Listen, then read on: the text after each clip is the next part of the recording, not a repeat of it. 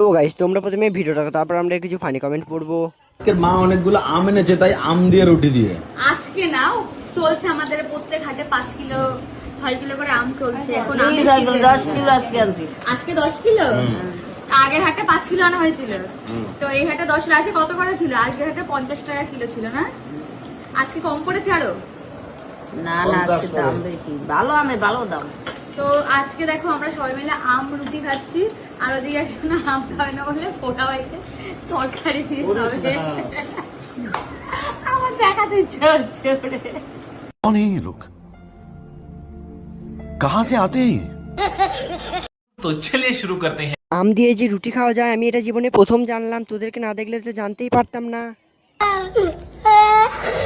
রুটিটা তো কাঁচা হয়ে আছে, ভিডিও করবি করে রুটিটা ভালো করে বানাসনি নাকি? পচা আম দিয়ে রুটি খেতে কি তোদের ভালো লাগে?